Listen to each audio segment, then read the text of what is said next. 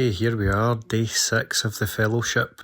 I've decided in the end, although you could technically say this is not day 6, it's day 8.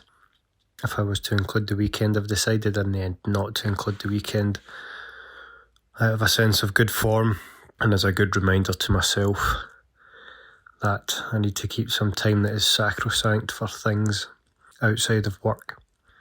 But on day 6, as weird as it feels to be saying this so early on in the process of my fellowship, it was also the first day of my paternity leave. My first son, my second child, Lachlan Gary Reid, was born this morning at 9:47, weighing a hearty 8 pounds and 8 ounces. And just, wow. You think it's going to be more mute the second time around, but there's nothing more grounding, perspective setting, heart lifting, and hope inducing than seeing your child brought into the world.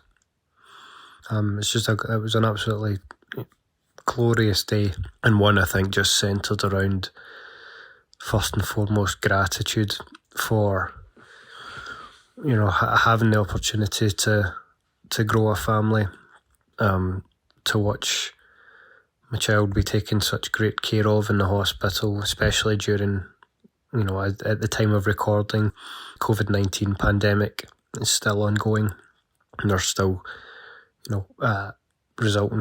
resulting safety measures in the hospital, so particularly grateful for that, but also grateful to see not only my son but my wife come through the entire procedure without any serious issue. Our first child, a 2-year-old daughter, was brought into the world through an emergency C-section after some complications during my wife's labour. So that was a stressful and altogether different experience than today's, which was, as a result of the first pregnancy, an elective C-section, which was just from top to bottom unusually chilled, relaxed, procedural, and all done within a matter of 1 or 2 hours, I would say, from the point of stepping into the hospital to taking my wife and son through to recovery post-surgery. So, lots to reflect on today. The gratitude of the day, the gratitude of the situation, the perspective that it set, and the presence that it brought. There was nothing more important today than simply to be there in the moment with my wife, with my family. And then this evening, about an hour, just as I'm recording this, I've put my young daughter to bed, who was at her auntie's all day. But my wife and son are in the hospital overnight. We're back at home. And so, enjoying spending that extra time with my young daughter.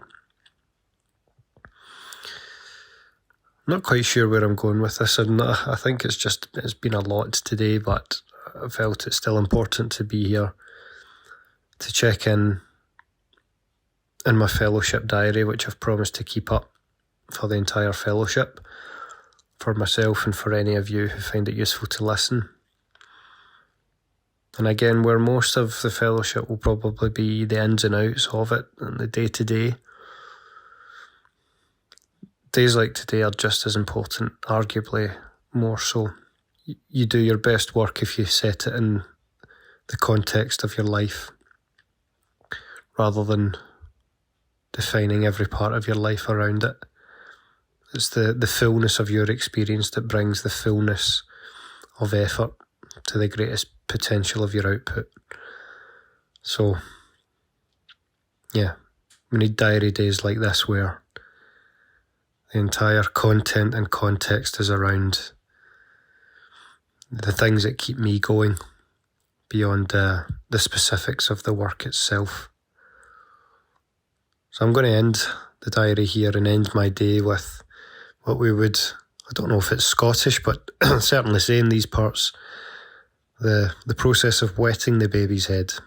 I'm currently staring at a little dram of Scotch whisky, which will see me through the rest of the evening. Perhaps make me rabble more, not on here, but definitely to myself. And I look forward to checking in again tomorrow for day 7 of my UKRI Future Leaders Fellowship. I hope if you're listening to this, you're having as good an evening as I am. I'll see you tomorrow.